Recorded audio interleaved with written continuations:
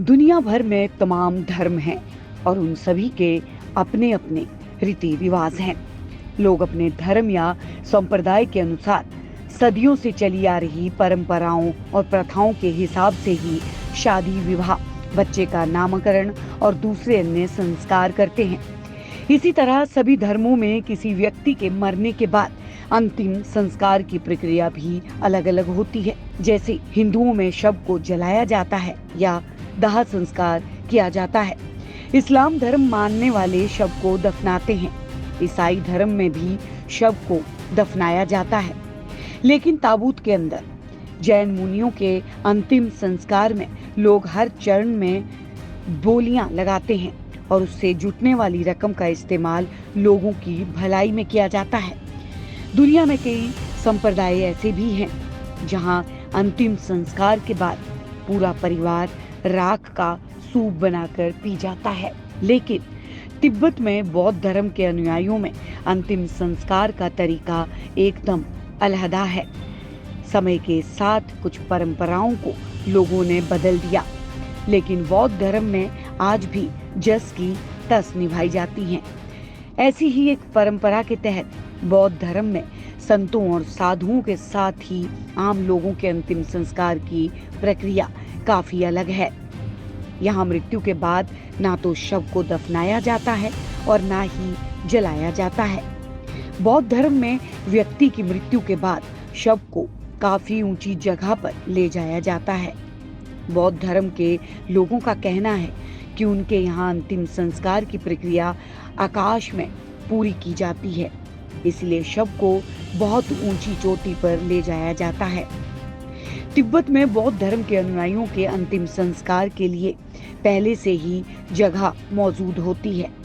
शव के पहुंचने से पहले ही बौद्ध भिक्षु या लामा अंतिम संस्कार की जगह पर पहुंच जाते हैं। इसके बाद शव की स्थानीय परंपराओं के मुताबिक पूजा की जाती है। फिर एक विशेष कर्मचारी शव के छोटे छोटे टुकड़े करता है। इस विशेष कर्मचारी को बौद्ध धर्म के अनुयायी रोग्यापस कहते हैं।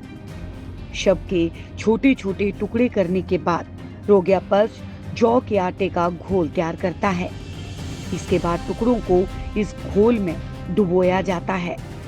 फिर इस जौ के आटे के घोल में लिपटे शव के टुकड़ों को तिब्बत के पहाड़ों की चोटियों पर पाए जाने वाले गिद्धों, चीलों का भोजन बनने के लिए डाल दिया जाता है। जब गिद्ध और चील उनके टुकड़ों में से मांस को खा लेते हैं तो बची हुई अस्थियों को पीसकर चूरा बनाया जाता है।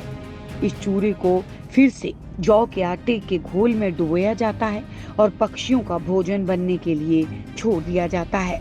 तिब्बत में बौद्ध धर्म के अनुयायियों के अंतिम संस्कार की इस जटिल परंपरा को मानने के पीछे कई कारण हैं। जानकारों के मुताबिक तिब्बत बहुत ऊंचाई पर बसा होने के कारण यहाँ पेड़ आसानी से नहीं पनप पाते। ऐसे में शव का दाह संस्कार करने के लिए लकड़ियां इकट्ठी करना आसान नहीं है।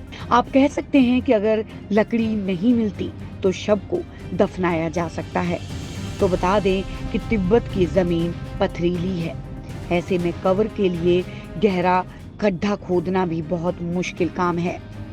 इस समय व्यवहारिक कारणों के अलावा बौद्ध धर्म की एक मान्यता के कारण भी अंतिम संस्कार की अजीब परंपरा आज भी निभाई जा रही है। दरअसल बौद्ध धर्म में मरने के बाद शरीर को खाली बर्तन माना जाता है।